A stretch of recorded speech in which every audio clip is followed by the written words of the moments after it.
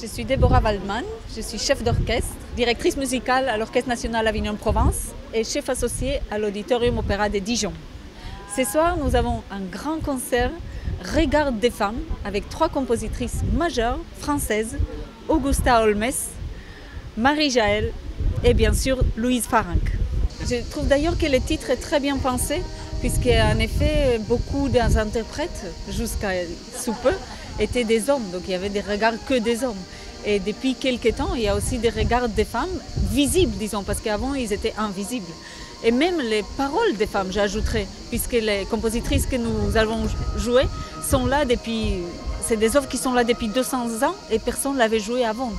Donc ce qui est important aujourd'hui à dire, c'est que ces œuvres-là rentrent dans le répertoire et que ça devient absolument normal de jouer ces œuvres, parce qu'elles sont magnifiques. Pour quelles raisons ces femmes, ces compositrices, ont-elles été oubliées? Il y a beaucoup de raisons. Les musicologues d'aujourd'hui disent qu'à l'époque de la création de la musicologie, tout simplement, les musicologues ont écrit l'histoire de la musique en omettant ces informations-là, puisque ces femmes étaient connues dans leur époque et elles étaient jouées en plus. Et toutes les pièces que nous avons entendues ont été jouées déjà, ce n'est pas des créations mondiales.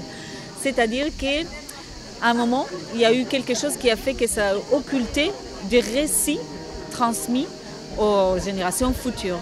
Et je suis très heureux que nous sommes dans un moment très important de l'histoire de la musique où tout ça va se revenir à s'équilibrer.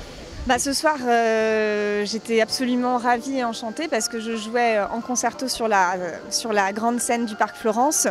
En plus, je partageais la scène avec Déborah Waldman et l'Orchestre national d'Avignon-Provence que je connais bien. On a joué plusieurs fois ensemble ces derniers mois. Et je crois qu'il y a aussi une relation de complicité qui est en train de se créer entre nous. Et surtout, le programme de ce qu'on a fait, c'est un programme auquel on croit fort. Et donc, on était tous, je pense, très engagés, très concentrés pour essayer de vous faire aimer cette musique, vous qui la découvrez ou qui la découvriez maintenant ce soir. Et on sait ce qu'on veut exactement de chaque note. On a vraiment réfléchi sur chaque passage et l'orchestre aussi a vraiment pu s'imprégner, puisque vous savez, comme ces pièces-là n'ont jamais été jouées, personne l'a dans l'oreille. Donc ça prend un petit moment, et même pour le public, ça va prendre un petit moment jusqu'à ce que ça devienne dans l'inconscient collectif.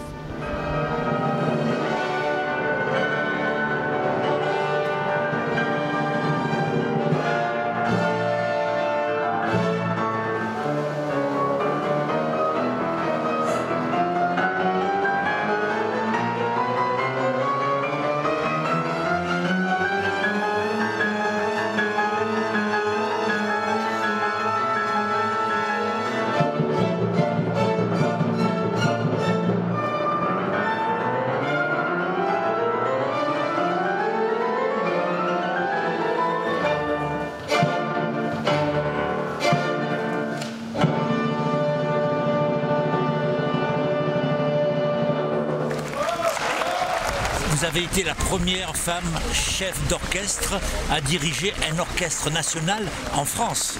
Et d'après vous, pour quelles raisons vous y êtes arrivée? Est-ce que j'y suis arrivée? C'est ça la question. Je suis toujours en chemin. Peut-être parce que j'ai une volonté de faire et parce que je n'ai pas lâché. Certainement, ça doit être ça.